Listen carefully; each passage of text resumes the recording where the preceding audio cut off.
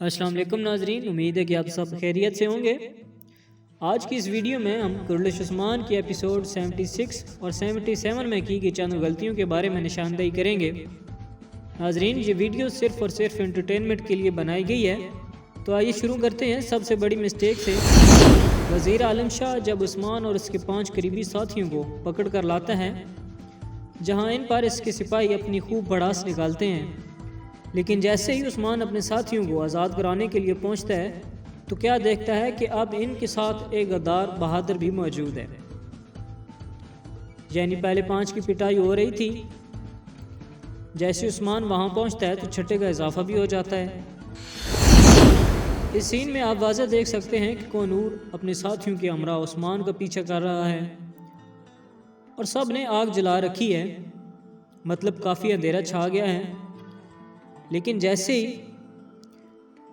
वह पीछा करते हुए गार में दाखिल होते हैं तो आप भी हैरान रह के होंगे कि बाहर भी अंधेरा है तो गार के अंदर जहां अंधेरा होना चाहिए वहां ये सूरज की रोशनी लग रही है। खैर आगे चलते हैं। उस्मान इतने में गार की दूसरी जानिब पहुंच जाता है। अरे ये क्या, बाहर तो अंधेरा था ही नहीं।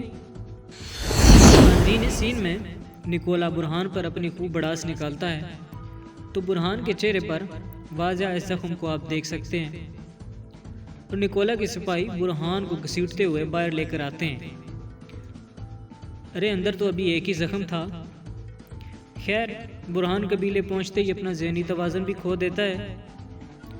अब भी आप बुरहान के चेहरे पर जख्मों को वाज़ह देख सकते हैं, लेकिन जैसे ही बुरहान निकलता है बाहर, इसके चेहरे के जख्म बिल्कुल ही गायब हो जाते हैं। नाजरीन, इस सीन में आयशा खातून मारी के लिए शरबत लाती हैं तो मारी शरबत पीते ही बेहोश होकर गिर जाती हैं। तो आप टेबल पर इन कपड़ों की तरतीब को देख लीजिए। आयशा खातून गुंदोज को जाके बताती हैं कि मारी बेहोश हो गई है। तो गुंदोज मारी को खेमे में दाखिल होता है।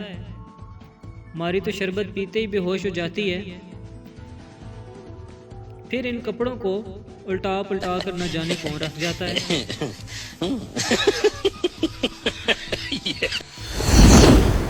इस सीन में गुंदोज मारी को लेकर सिपाहियों के हवाले कर देता है।